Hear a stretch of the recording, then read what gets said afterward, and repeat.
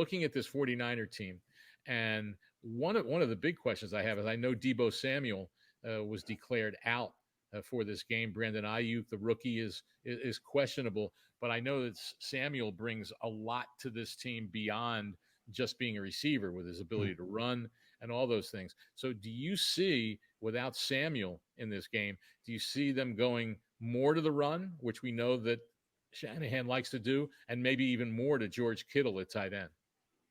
Possible. I mean, I think the way they're built, if they could run the ball 50 times against any opponent, they would. In this particular case, not having Debo Samuel, he's a big part of their running game too.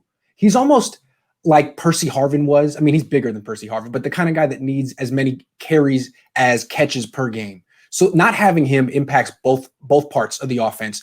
What you're going to see if Brandon Ayuk is healthy enough is a lot of him.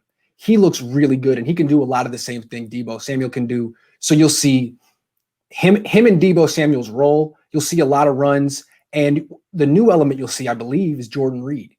He has had 7 concussions in his career, hasn't played in a year and a half, but he looked really good in training camp. And I think the Niners' plan for him is to not use him at tight end so much because they don't need him to block. They have George Kittle. They have 2 other guys, Ross Dwelley, Charlie Warner. They can use Jordan Reed as kind of a slot receiver. He's pretty good. So I think that's a guy who could have 5 catches and make an impact week 1.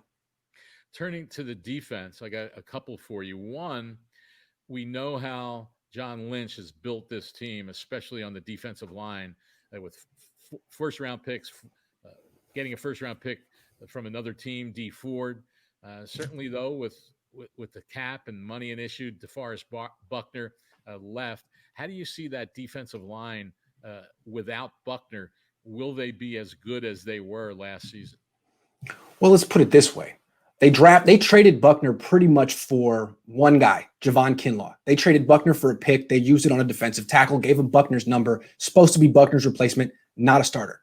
The starter is former first-round pick Solomon Thomas, who is improving, but we've seen Solomon Thomas here a lot locally for the last 3 years, and he's not DeForest Buckner. So it's still a talented line. Bosa's great. Ford's great. Armstead's very good. And it's still deep. But no, it's not as good as it was last year, at least yet. Maybe Javon Kinlaw will blossom down the line. He didn't have the benefit of OTAs, minicamp, preseason, any of that stuff. But right now, it seems like if you're starting Solomon Thomas, it's not the same.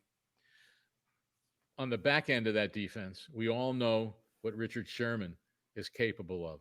Do you see him following DeAndre Hopkins?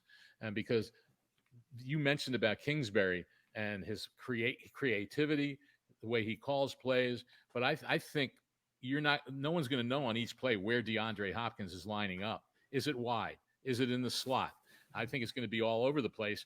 And so if Sherman is following him, I think they want to make it difficult for him on every play. You can't just go, oh, I'm going to go there. That's where he's going to be, because he might not be. How do you see the 49ers trying to defend DeAndre Hopkins? I think they're going to have to put Sherman on him.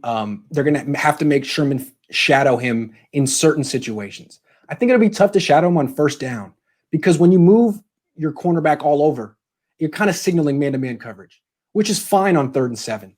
But on first down, I think it takes the Niners out of their identity because they're a zone coverage team.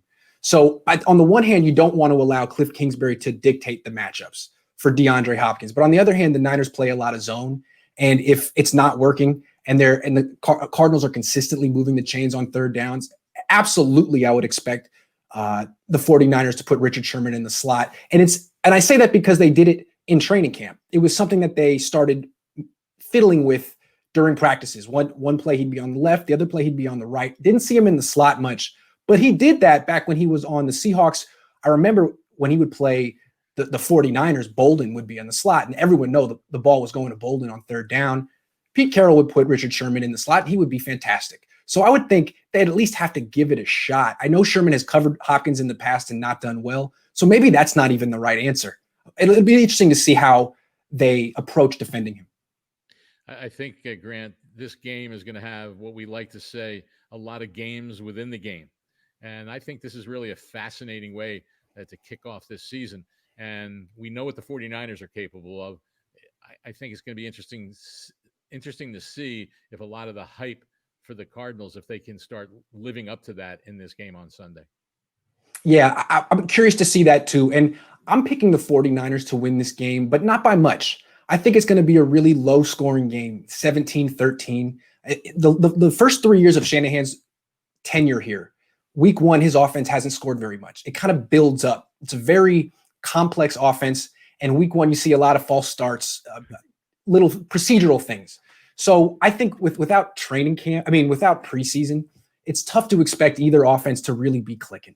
I think you're going to see a lot of runs, a lot of simple plays, and the Niners' talent edge, their experience edge, their confidence edge, having gone to the Super Bowl, will probably be enough to win this game. But I think it's not going to be as high scoring and as exciting as it was last season, because those were midseason games. This is almost like pre-dress rehearsal football.